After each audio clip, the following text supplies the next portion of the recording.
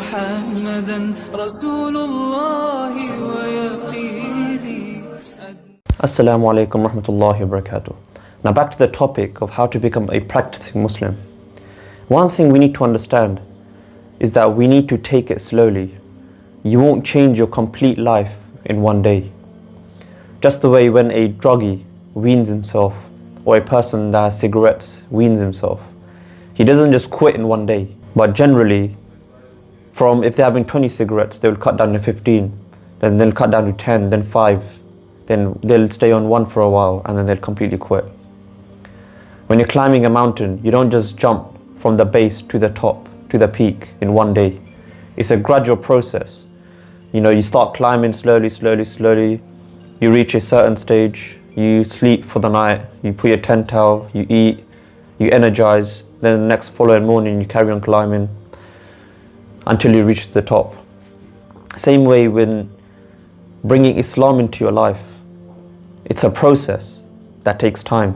You'll have to slowly bring in Islamic factors in your life to completely change your life and make an Islamic lifestyle, to practice Islam. Now the way that this world works is that just the way you invest money in your bank, you have savings, or you invest money in stocks or in other things. Same way in this world, we need to build savings into the hereafter. This is literally what this world is about. This is literally what the Muslims need to do. We need to send investment into the hereafter, because that's our real life. That's our life of eternity. This life, in this dunya we live in right now, is very temporary. We only live on an average of 63, 65 years. This life is literally temporary. There's no point building and investing hundreds and thousands and millions in this life just to leave it all behind and die. We have to send something forward into the hereafter. So through that we can enter Jannah. The life of eternity, the life we actually have to invest in, the life we have to live in forever.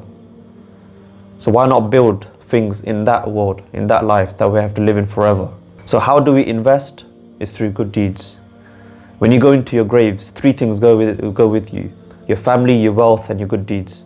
2 of them returned. Your family and your wealth returns. Only your good deeds stay behind in your grave. And with those good deeds, you enter the hereafter. Now in this dunya, there's 2 aspects of a Muslim that he needs to focus on.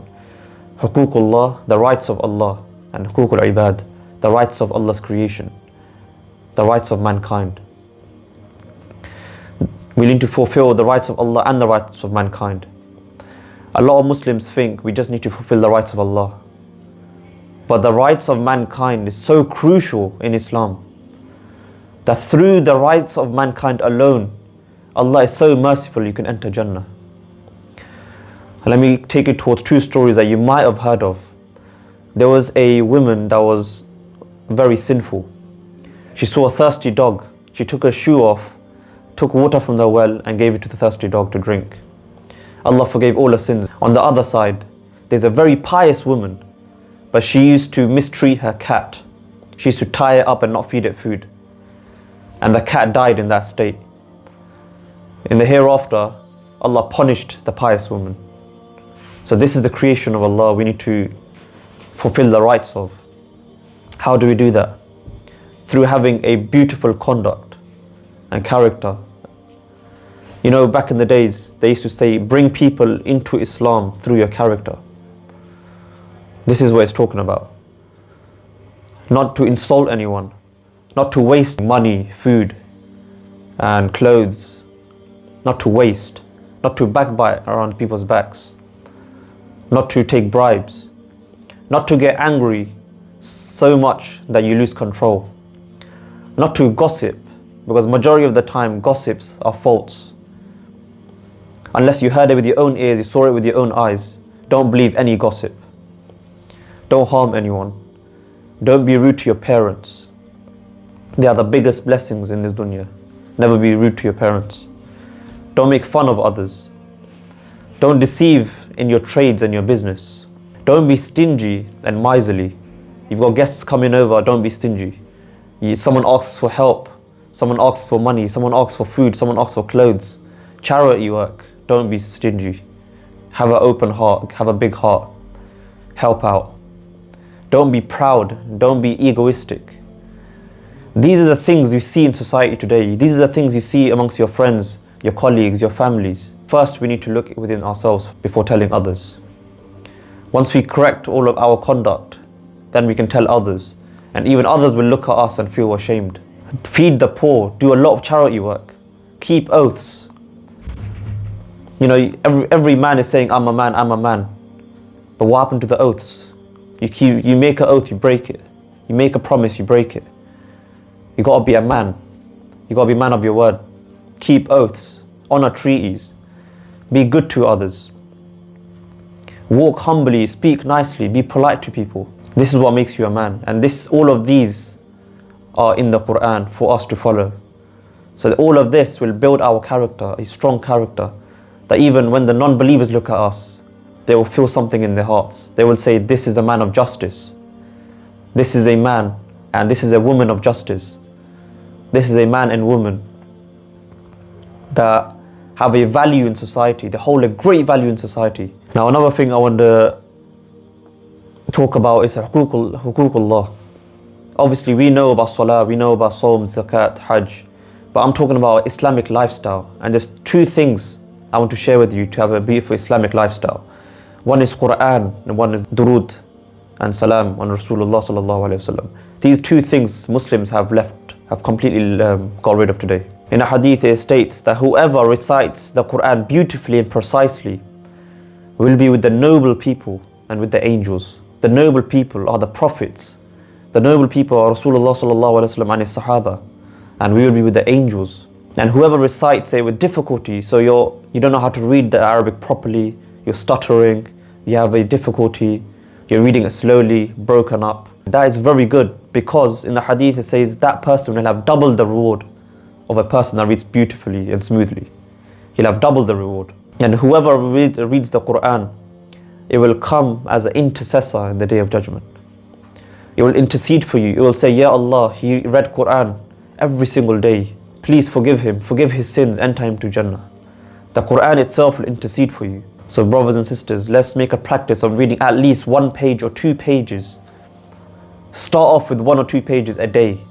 Literally, if you get 5 minutes off at night time, in the evening sometime, in the afternoon, early in the morning, just give it 5 minutes to read 1 or 2 pages of the Quran. That's it, literally. With the intention of pleasing you, Allah. And number 2 is Durood Sharif. We should read Durood Sharif daily. Why? Let me tell you the reasons, the virtues of Durood Sharif. Number 1, 10 sins will be forgiven. You read 1 Durood Sharif, 10 sins will be forgiven. And it will bring purity in your life and in your hearts. 10 good deeds you will gain. 10 ranks of positions will be raised for you. You will receive 10 blessings. In the Day of Judgment, the person who reads the most Durood Sharif in this world will be the closer to the Rasulullah sallallahu alaihi wasallam in the Day of Judgment.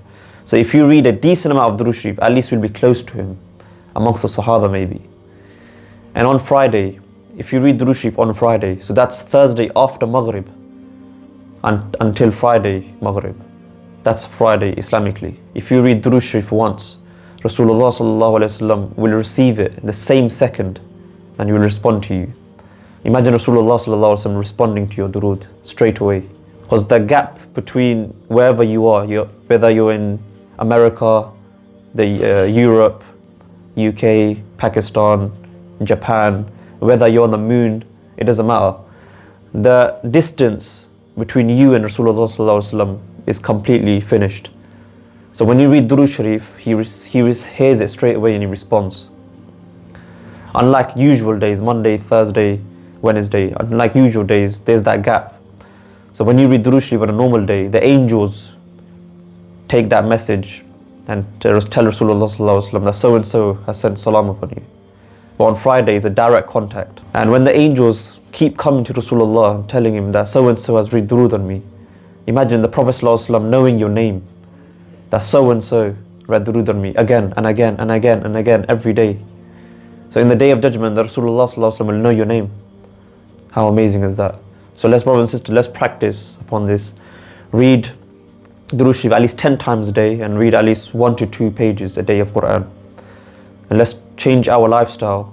let's not forget the 5 pillars of Islam and the rights of Allah and the rights of mankind in His creation, about our conduct. Assalamu alaikum warahmatullahi wabarakatuh.